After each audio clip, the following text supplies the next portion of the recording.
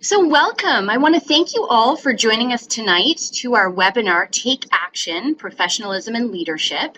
But before I introduce our guest speakers, Beth Deasley and Lindsay Mcdonald, there are a few housekeeping notes. So your chat box, as you may have noticed, is located on the bottom right corner of your screen. It is the way to talk with us tonight. So if you have questions throughout this webinar, please feel free to enter them into the chat box and we will receive them at the end for our question period. If you're also having any technical problems, feel free to type them into the chat box as well. So November marks the continuation of a series that focuses on each of the 6 standards of practice. As the profession evolves, it's really important to continually revisit the code and standards and really ensure that you understand your ethical and professional responsibilities, as well as reflect on how you're applying them in your daily practice.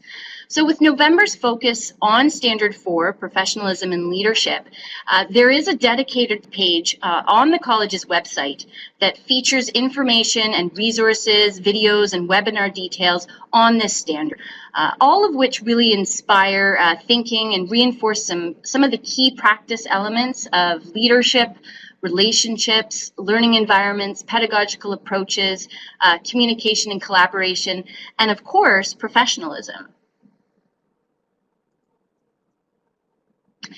So let's quickly revisit Standard 4, the principle which says that RECEs demonstrate professionalism in the relationships with children, families, colleagues, and the communities in which they practice.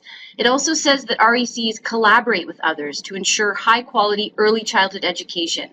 All RECEs, regardless of position or title, are leaders.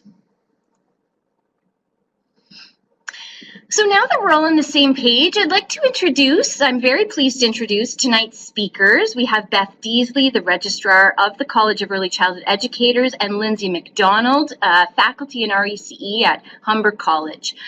First, Lindsay Mcdonald holds a Master's of Arts in Early Childhood Studies from Ryerson University. She is a proud and passionate Registered Early Childhood Educator.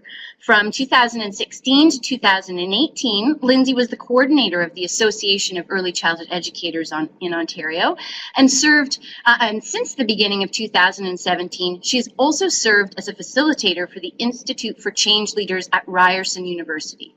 Lindsay has more than 10 years of experience working as an RECE, both directly in programs with children and families, and as a policy researcher and advocate for the for the child care, pardon me.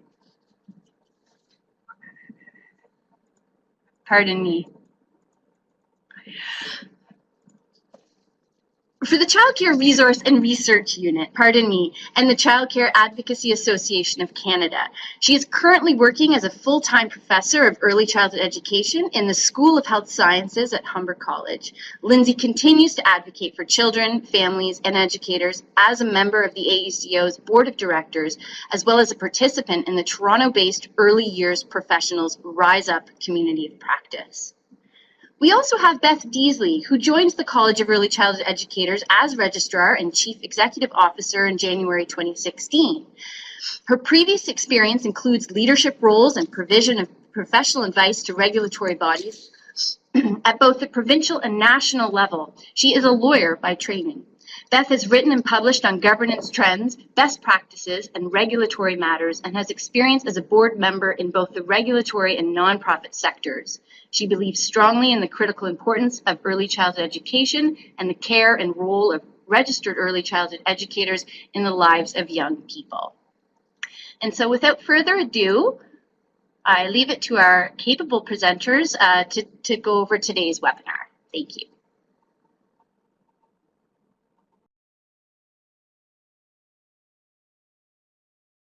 Okay, fantastic. So my apologies for that. I'm sure it was entirely my fault. Melinda and her team do a wonderful job of setting these things up, but technology and me are not always really good friends. But I am really pleased to be participating this evening. I wanted to welcome everybody who's joining us from wherever you are this evening. And I'm really excited to be able to do this presentation jointly with Lindsay. Although Lindsay's now full-time faculty, as Melinda will have told you, She was until very recently the head of the AECEO, and she's still very involved with that work. The college and the association have different but complementary mandates, and we firmly believe that a strong profession benefits from having both of those. So in terms of what we're going to cover in today's webinar, firstly, we're going to talk about the profession, specifically in the context of this profession and the ideas of care and relationship-based practice. Secondly, we're going to explore a bit about what it means to be a professional. Thirdly, we're going to talk about leadership and advocacy, and then Lindsay has some stories from the profession that she's going to be sharing with us. So there's some big concepts in here, and our goal this evening is really to use examples from the profession to help make that real for you, and also to highlight some resources that you can follow up with to learn more or to help you apply those things in practice. And Lindsay, I can see you now. Oh, good. Hi. Okay, so welcome. Okay, so first up, care and relationship-based practice. So like all professions, early childhood education is governed by its own special piece of legislation, which is the Early Childhood Educators Act. And when that act came into force 10 years ago, it marked the official recognition of early childhood education as a self-regulating profession. And so the Act sets out both the purpose, which is promoting the well-being and holistic development of children, and also how the profession goes about doing that. And it's very specific to say that it does that by developing caring and responsive relationships with children and families. So that's one of the special and fairly unique things about the ECE profession. Quality practice is compassionate and it's relationship-based. And that really does set this profession apart from some of the other professions. If you think of something like engineering, for example, where quality of professional practice may not necessarily be defined by the strength of the professional's relationships. Yeah, thank you, Beth. And I think it's also looking at the importance of care and relationships and how central that is to the work that we do as early childhood educators, really no matter where we're working in the sector, licensed childcare, early on programs, working as resource consultants with children with special needs and disabilities. The care and relationships anchor our work no matter where we are in the sector and really across the province as well. And our relationships with others and our colleagues, our supervisors, the broader community, and the public really does contribute to ongoing quality practice as well as a really strong profession. So we're seeing this across the province in our work with early childhood educators where we are supporting one another and really coming together as a profession and supporting early childhood educators from all various parts of the sector. And we're really starting to see more and more kind of breaking down of some of the silos that exist between our sector. So really seeing more early childhood educators from full-day kindergarten, from licensed childcare, working together and supporting another. That really does impact quality and makes us a stronger profession overall. So I think we have a poll question. Is that right, Melinda? Ooh, fancy. Okay. So the poll question, and you should all be able to see this on your screens now, asks, do you feel that you have a good understanding of what it means to be a professional?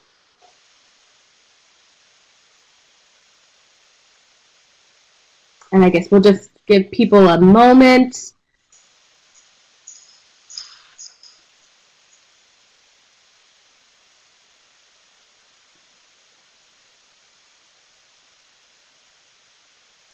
Well, not surprisingly, overwhelmingly, people are responding that yes, they do feel that they have a good understanding of what it means to be a professional and a leader in early childhood education. And for those of you who are still developing your understanding, we do hope that this webinar helps you do that. Okay. Thank you. Actually, that's really exciting to see. One of the notes that Melinda gave us when we were preparing for the webinar said, don't worry if there are really low results on this, because people may change their views as the webinar proceeds. So frankly, I think it's fantastic that we have a group of people joining us this evening who've already clearly given a lot of thought to that, which is wonderful. One of the things that we'll probably keep coming back to is that the concept of professionalism and what it means is continuously evolving. And so hopefully we can play a bit of a role in your own evolving understanding of that this evening. So continuing into what does it mean to be a professional? We're going to touch on a couple of key concepts here. The first thing we'll talk about will be the protected title and the public trust. We'll talk about decision-making and using professional judgment. Then we're going to touch on accountability and collective responsibility, and then we will move into the concept of leadership. So the Early Childhood Educators Act gives RECEs a very special status. It gives them membership in the college, which means that they are the only people who have the right to use the protected title. So Registered Early Childhood Educator, and the ECE, RECE designations, and of course the French equivalents of those. And it sets out a protected scope of practice.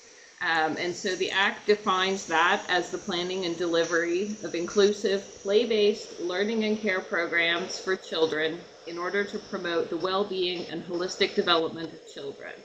And the Act is very specific that includes the delivery of programs, the assessment of the programs, and the progress of children in those programs in communication with the parents and families. So what the Act says is that nobody is permitted to do those things or to use the title or designation unless they're a member in good standing of the college. And the reason for that really comes down to the public trust. So when early childhood education was recognized by the government as a profession, the government recognized that the role that RECEs play was of such great importance to such a vulnerable sector of society that it was important to ensure that the people in those roles are properly qualified, that they practice in accordance with recognized standards, and that there is a mechanism through which they are accountable. So that special status puts RECEs in a really unique position of trust in relation to children and families. And so when you use the title and the designation, what you're signaling to families and your colleagues and the public really is that you're an ethical, accountable professional, that you have the education and training, and that you take personal responsibility for the way that you practice the profession.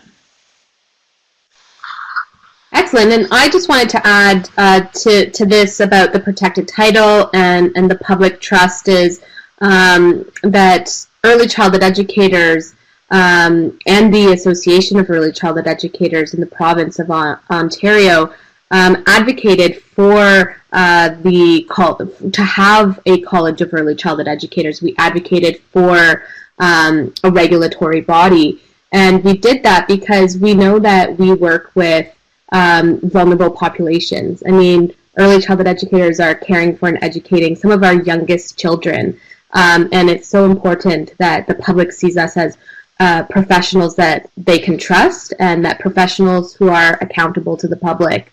And we also advocated for this self-regulatory body so that we could have more career opportunities, such as working in the public school system in full-day kindergarten. And so it's really interesting to see where we are almost 10 years later.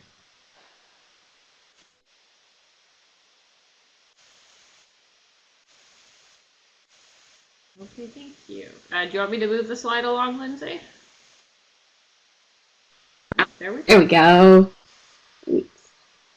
Okay, so decision making and using professional judgment, something that most all RECEs are familiar with. If you're working directly with children and families, regardless of what part of the sector you're working in, chances are the environment is fast-paced. You have busy schedules. Your early childhood educators, we know, are doing so much within their busy day, within their programs.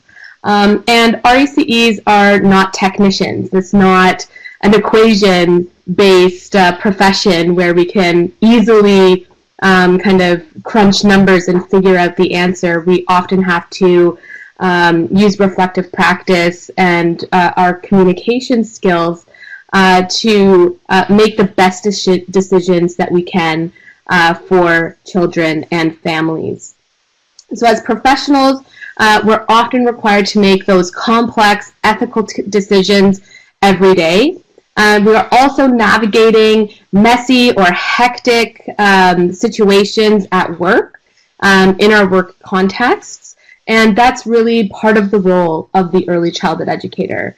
And it's something that I think makes us stand out as a profession because we're able to really put what's best for children and families forward in our decision-making practices and when we use our judgment, right? Even if we're working in a messy or hectic situation.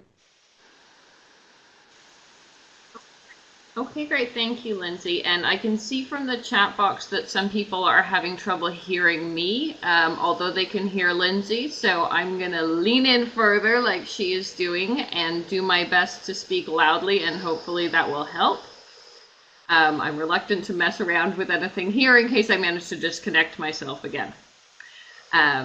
So the essence of being a professional really is making decisions in those messy situations, and you do that using your professional judgment. And a key part of that is being able to articulate or to explain your reasoning to colleagues or families about why you made the decisions that you did. So we want to look at what exactly does professional judgment mean. So when we talk about using professional judgment, there really are three different elements that we focus on, and they're interrelated, and together they inform your judgment as a professional. So the first one is ethical and professional standards. So that's the profession's code of ethics and standards of practice, and these are the standards that were developed by RECEs for RECEs. And thinking about those and consciously applying those in your work help inform your professional judgment. The second element is your knowledge and experience as a professional. So knowledge and experience work together. Knowledge might come from education and training, from continuous professional learning, or your knowledge about research and developments in the field. And your experience is the sum of all the practical experience you've accumulated throughout your careers, and it's very much influenced by your relationships. And then the third aspect of that is reflective practice. So when RECEs think critically about their daily practice and the impact of their decisions and their actions on children and families and colleagues, then they're better able to plan, evaluate situations, assess risks, and make informed decisions. And that reflective practice may occur alone, and it can also occur collaboratively with colleagues. So when you put these three concepts together, that informs your judgment as a professional. And so when you're making decisions in those messy situations, those are some of the things that you fall back on to help guide you, and then also to help explain your reasoning to others. And if that seems like a lot to absorb, there's a picture there on the slide of the practice note that was released in September. It's just 3 pages long, and it focuses exclusively on professional judgment. So that's up on the website, and it's a great starting point if you want something to take away with you for some further discussion or for some further reflection.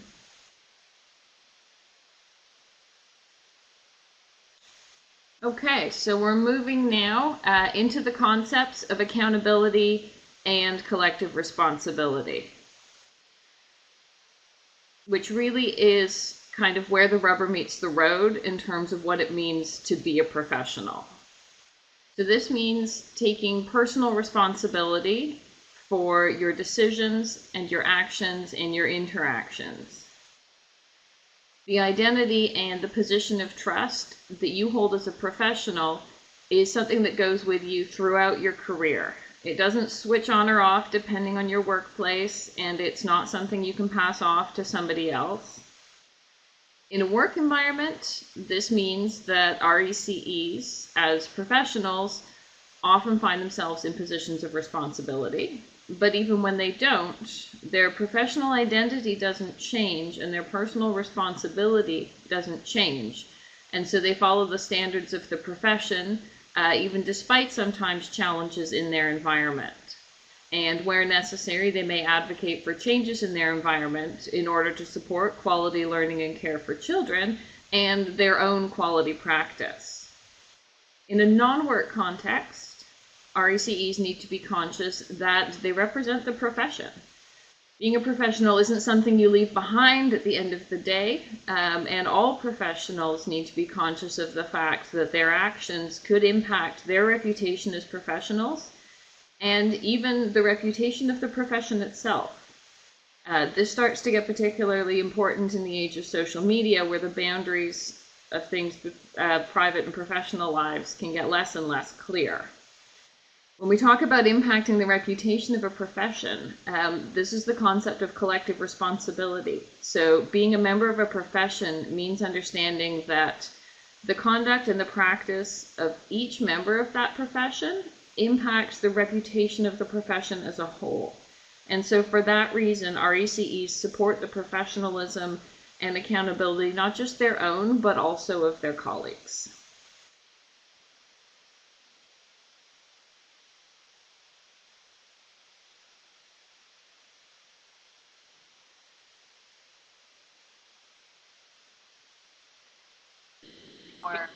And I think we have lost Lindsay's sound. Oh, she's back. Can you hear me? Okay. We can now. I'll start again. Maybe I was too excited there. You can still hear me? Yes. Okay. Yeah, I was just going to jump in to follow up on how important the notion of collective responsibility is.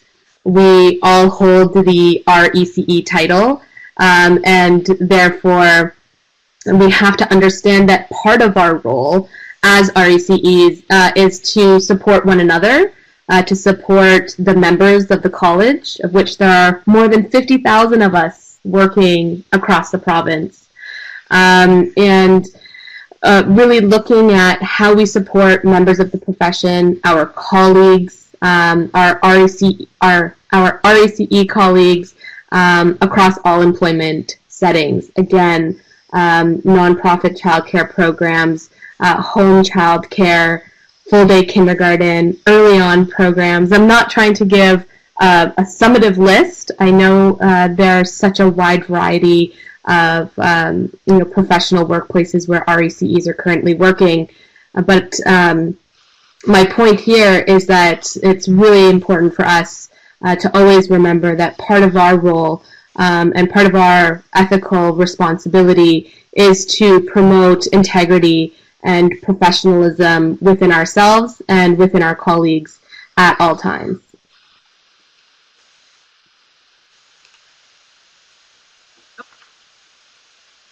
Okay, thank you. And I was just scribbling down a couple of questions that I saw come up in the chat so that we can make sure that that we try and address some of those at the end. We'll move on to the next one. And this is the part where I like to pause for a minute and just enjoy the quote at the top from Standard 4, which is that all RECEs, regardless of position or title, are leaders. I think that is my absolute favorite thing from the updated Code and Standards that was released in 2017. When the college started the consultation process and the review of the original Code and Standards, which was issued in 2012, it really showed us how far our thinking and the thinking of the profession had come. because in the original version of the Code and Standards, leadership really didn't play a part of that. But during the 5 years in between, it became such an integral part of the professional identity that it was one of the most important things that was added in during the updating process. When we talk to members of the profession, not everyone initially considers themselves to be a leader. And I know this group at the beginning of the session felt that they had a great understanding of what it means to be a professional and a leader.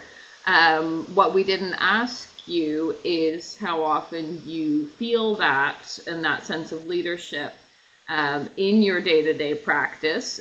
We won't throw that question open, but maybe something to reflect on a little bit. But I know a lot of the members that we speak to initially don't necessarily see themselves as leaders.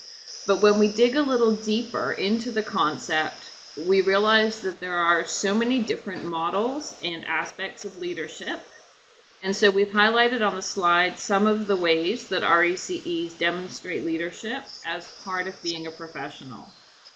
So the first one is participating in the self-governance of the profession. And so that's through being involved with the college, which could be through serving on council or committees, as subject matter advisors, through focus groups, through participating in discussions like this, because that influences the future direction of the profession and contributes to the future of what early childhood education will look like in Ontario.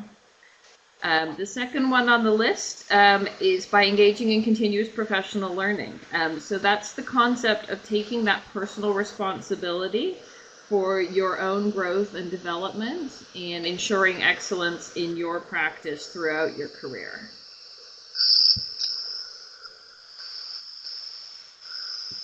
Excellent. This is a great slide, and I love that it starts with, you can hear me? Just checking. This is a great slide, and I love that it starts with a quote from Standard 4 on leadership and professionalism.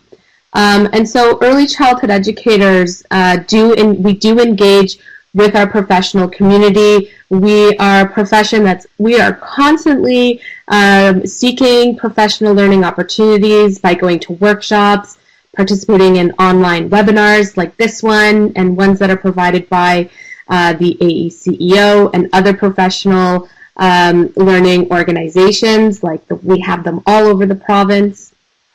We're also seeing more and more early childhood educators participating and connecting with one another through local communities of practice.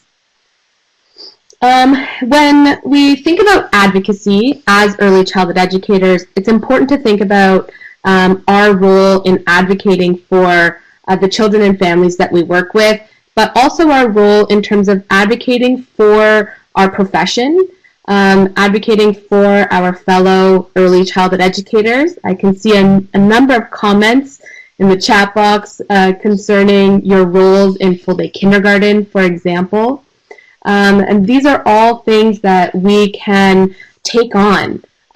There's a great quote from How Does Learning Happen, our pedagogical framework, that says, thoughtful questioning and challenging of the status quo on an ongoing basis can help transform programs and bring out the best in children, families, and educators. And that's one of my favorite quotes from How Does Learning Happen, because it really speaks to our role in making change happen. And as professionals, it's important for us to see that we have a role in advocacy and change. Because when we participate in that, it's for the benefit of the children and families that we work with. And early childhood educators advocate in all different ways. This is not new. It's not something that we just started doing. I've been mentored and I've learned from wonderful advocates who have been paving the way far before I ever came around in the sector. And so we advocate at different levels, and it looks different for everyone. We see early childhood educators, we advocate daily in our practice to ensure that children and families have quality early learning environments. We advocate, we fundraise constantly for our programs. We help to build strong communities, right?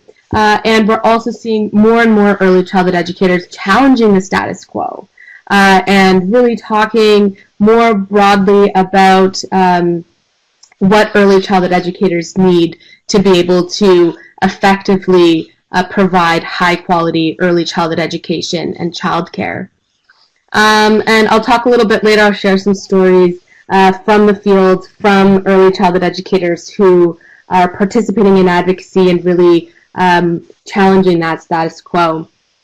And of course, see lots of comments as well about continuous professional learning.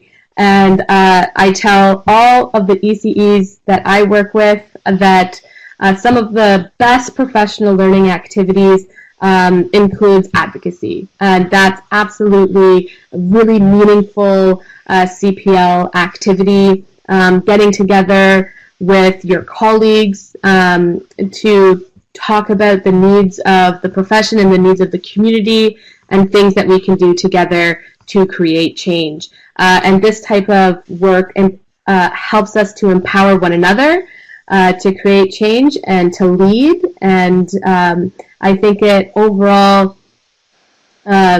makes our work more enjoyable because we feel heard and we feel seen.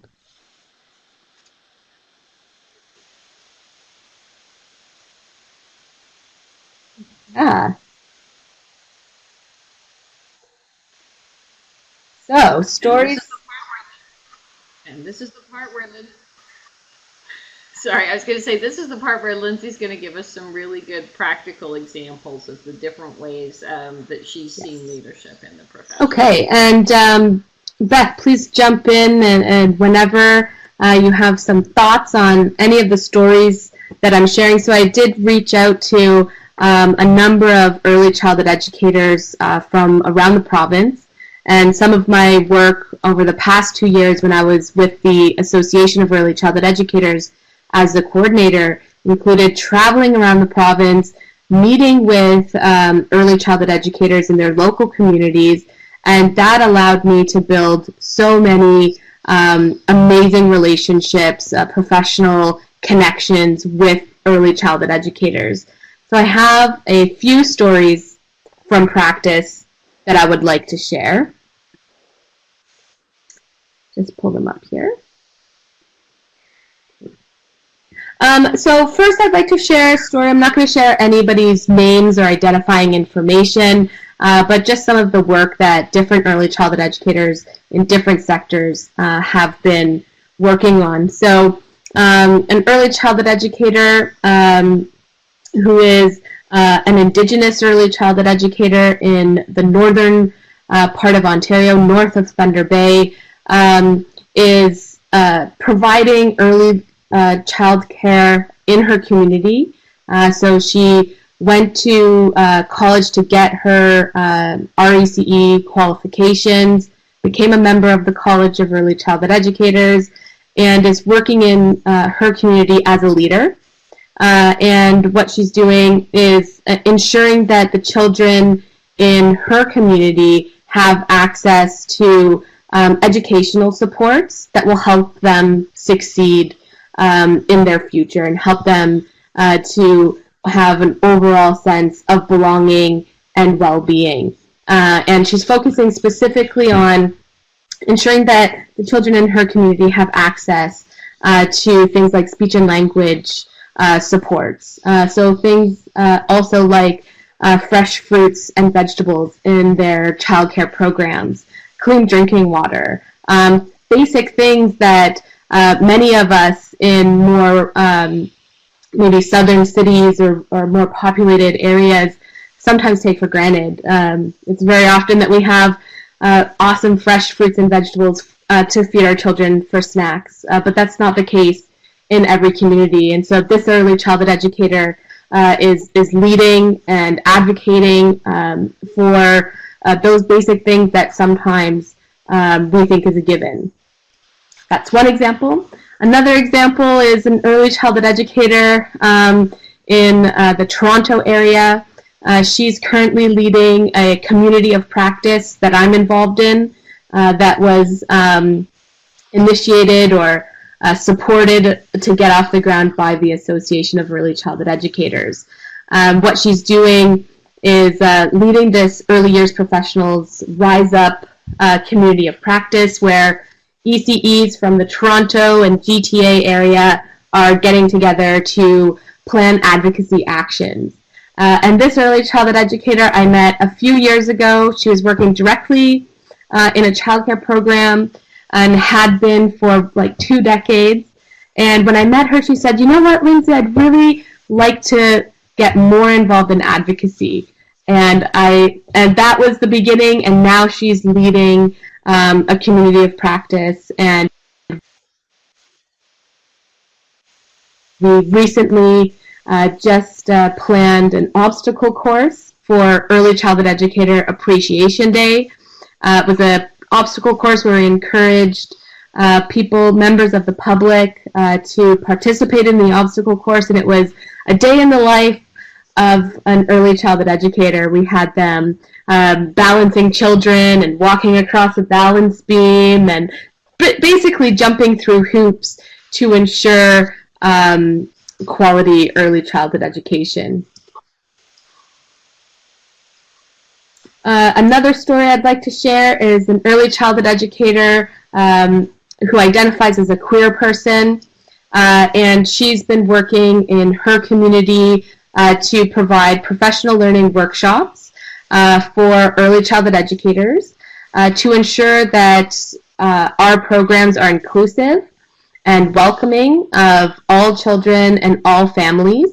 And she has a wonderful workshop for ECEs called Rainbow Families, where ECEs are able to really talk about some of the biases that they may have and to challenge those biases and to look at ways that they can make their programs more welcoming and more inclusive of all families, including those who identify as gay, lesbian, bisexual, transgender, queer, so on and so forth. Last story, I have lots, but I'll just share one more. The early childhood educator in this scenario works at an early on program, has been working in family supports for a long time and has been advocating recently to protect their flexible emergency childcare that they've been offering before the early on program kind of rebranding. And so emergency childcare or respite childcare is available in some programs, not many, but where it does exist, it's so incredibly important for those parents who do need the occasional emergency childcare option if they have a doctor's appointment or a job interview where they can't bring their children, they don't have access to licensed childcare. And so this early childhood educator who's been working in family supports for a very long time is advocating, leading the charge on saving those respite programs and saving that really important service for children and families. So, as I said, I have many more stories about ECs working in full-day kindergarten, ECs working as resource consultants, but I don't want to take up too much time. How are we doing for time? Yes.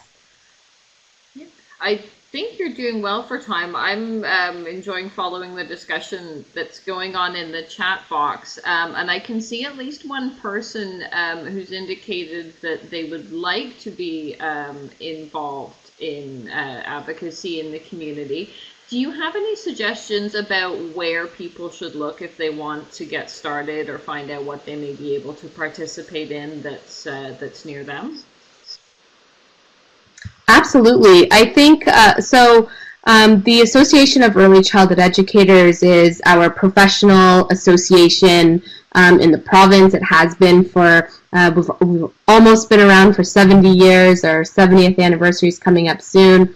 And the ACO is, since 2013, has been leading the Professional Pay and Decent Work campaign, which is a campaign that empowers and encourages all early childhood educators to participate in advocacy and leadership.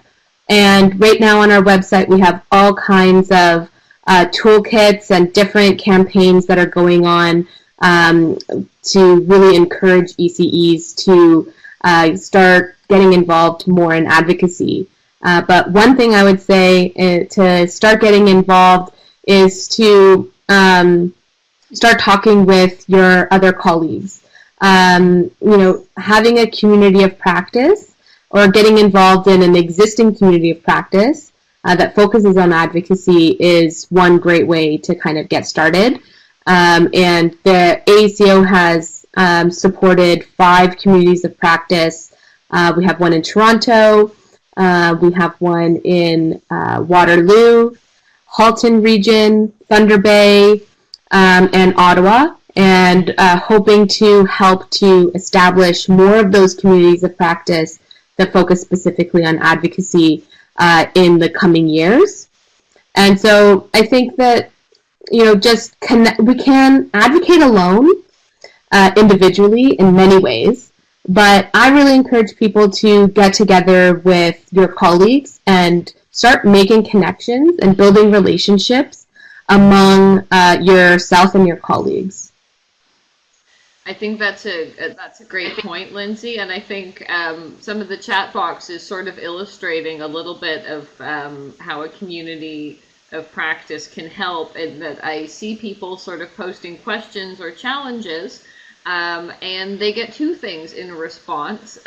One is support and understanding from other people that that's a situation that people face, that for some people that's the reality of practice, and so just the support of knowing you're not the only person wrestling with some of these challenges. But I also see people responding who have suggestions or solutions as to how they may have dealt with a similar challenge, of things that have worked for them, or just of examples of ways that things have worked out.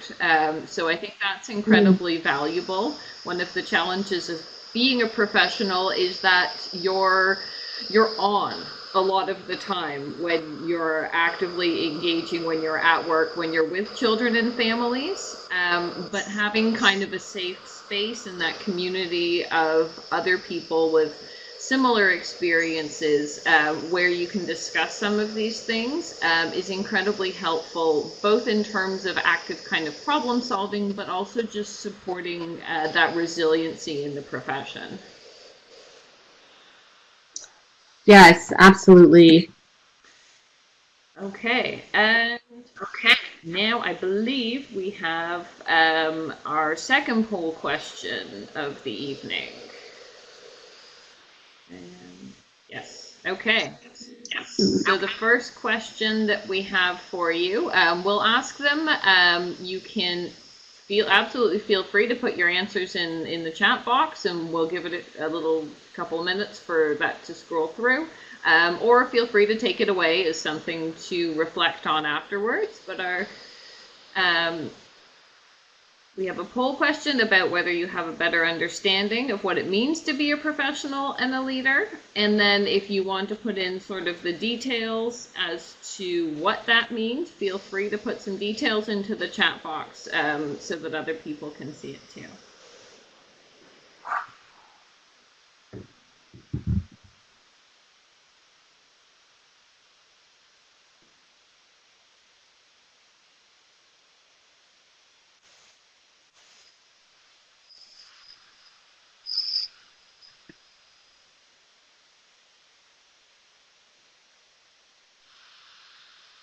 It's looking pretty good there. About 22 people have a much better understanding. That's great. We're really just scratching the surface with this webinar, yes, Beth? Absolutely. And I think we're only just scratching the surface in terms of our own thinking about this, in terms of what it actually means to be a profession and to be a professional. And so I think it's one of those concepts that's constantly evolving. I'm seeing lots of people typing in the chat box, so I'm curious to see if people want to share some specific examples of what it might mean to be a professional and a leader.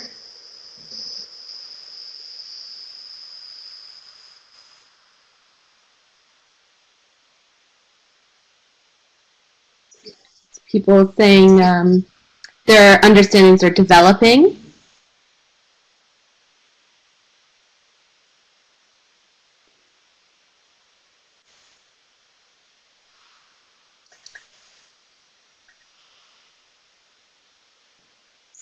Maybe we can start with the call to action questions.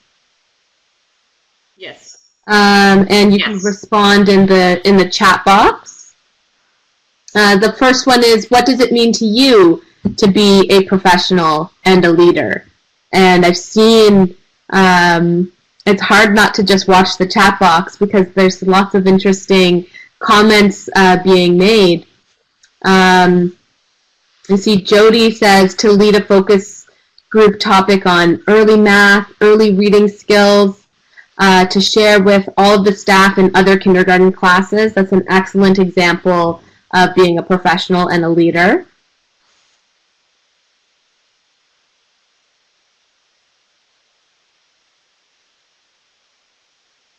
I saw that Jody Kinsey is talking also about working with their teaching partner to set aside a specific time in the weekly schedule to have one-on-one partner meetings to talk about programming. And I definitely would say that's a great example of professionalism and leadership, again, because we know that as early childhood educators, we often don't have much time in the day. And the day is almost over before we know it. So being mindful of our schedule and being really careful to work in those opportunities to have partner meetings and to talk about pedagogy and to talk about curriculum is so important. Something that I think with all the busyness of our professional lives, sometimes it's hard to make time for it. So ensuring that we do, that's leadership. Absolutely. We've got lots of good stuff showing up now. I am super happy to see someone talking about how if you've been in the profession for a while, thinking about mentoring newer RECEs coming into the profession, which is a fabulous example of leadership and of helping really contribute to the next generation of RECEs and that ongoing evolution of the profession. And it can also actually be a really great part of an RECE's own continuous professional learning journey.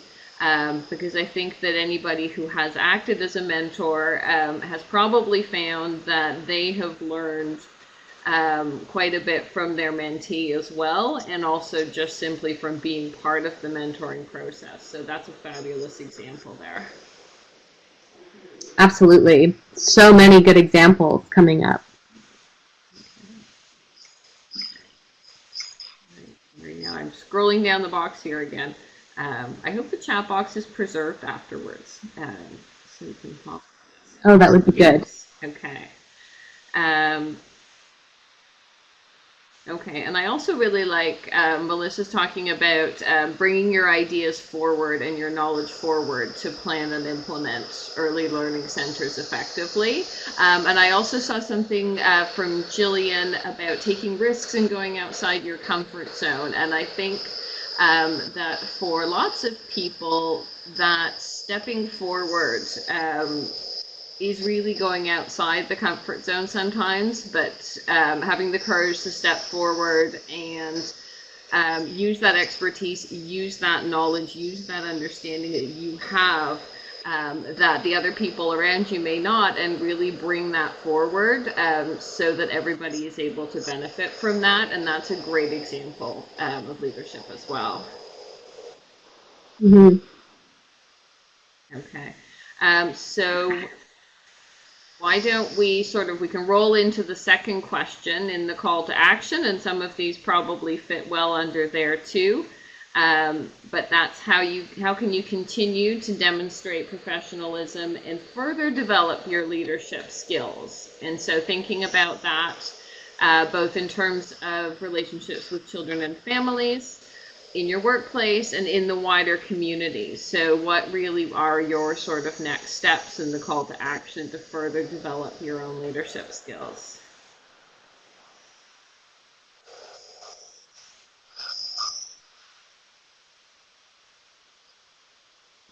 I do see a comment here from Arshdeep. And Arshdeep is disabled, and you say that your placements were really challenging due to people's perceptions. And I think that that's clearly a difficult challenge, but also an opportunity to start changing people's perceptions of people with disabilities and educators and children who have disabilities, and using your story as a way to educate people and inform people about your strengths and your skills, and to have them see you for, you are more than just your label or your disability. And it's the same thing with children. And so using your story is an excellent way to further develop your leadership skills, and really helping to make people aware and more educated on those topics. Absolutely. And a really nice expression of this from Amy, which goes back to the example that we used earlier of developing other leaders, and that in itself is demonstrating leadership. And so Amy's talking about believing in your fellow educators and extracting their intelligence and letting others show their leadership, which is a great way that a lot of our ECEs can support others and really build that knowledge base and that leadership skill set throughout the profession.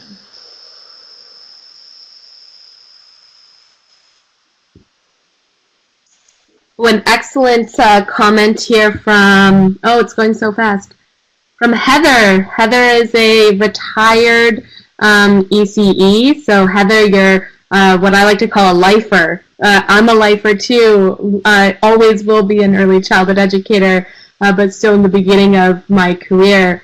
And Heather is still mentoring and working with ECE students and cooperating teachers. And you have plans to start a forest school program in the community that you live in. And I love the focus on nature programming and helping early childhood educators to see the vast opportunities for learning in a natural outdoor environment.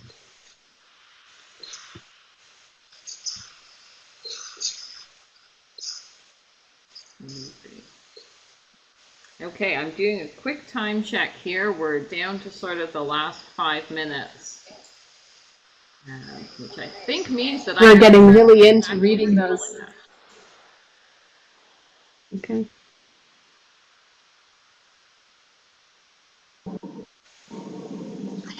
Okay, I'll just, there's a really rich discussion happening here on the chat about leadership and professionalism, really highlighting some of those key areas, those key concerns in the sector. I know there was lots of discussion around the full-day kindergarten program earlier, but many of those questions and concerns were actually addressed by all of you and all of you joining us tonight. So I do want to just see if there are any additional questions before we say good night to you this evening for Lindsay and Beth. There are a number of resources on our website related to professionalism and leadership, so please do take a look there. But if there is anything for Lindsay and Beth that you really have a burning question, now's your time in the chat box.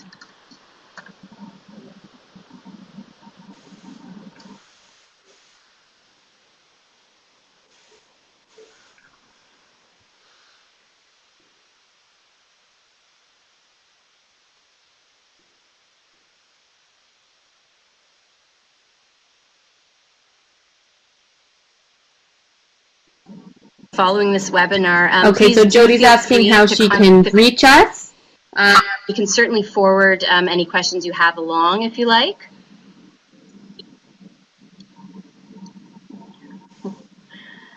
Okay.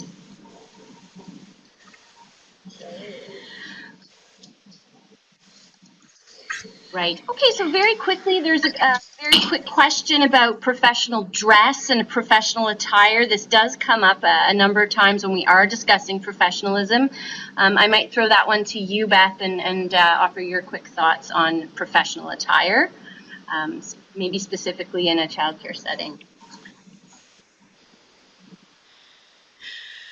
Thank you for throwing me that minefield of a question. I think one of the discussions that we had, I know internally when we were developing the most recent resource on professionalism, was trying to wrap our heads around sort of the big picture concept of professionalism. And so I think things like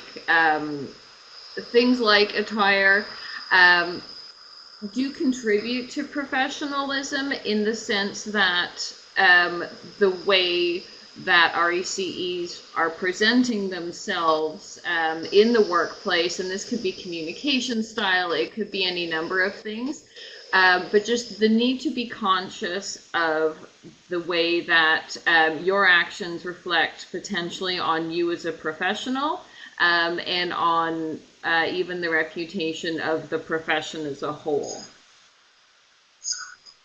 Could I add something too?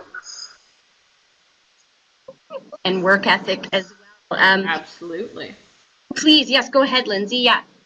I just, I think as somebody who's worked in the field and in programs, I mean, I've, gotten food all over myself and, art materials, and we are very hands-on in our work with children and in our programs. And so, we're not a profession that we're not expected to wear business attire, but we are we have to be comfortable, we have to be professional, and we have to ensure our own health and safety. So absolutely wearing, supportive shoes, because we're on our feet a lot, right? We have to ensure that we're dressed professionally, but we also have to ensure that we're taking care of ourselves. The work that we do is physically demanding, emotionally demanding, mentally demanding, and we really have to ensure that we're also taking care of ourselves. Important.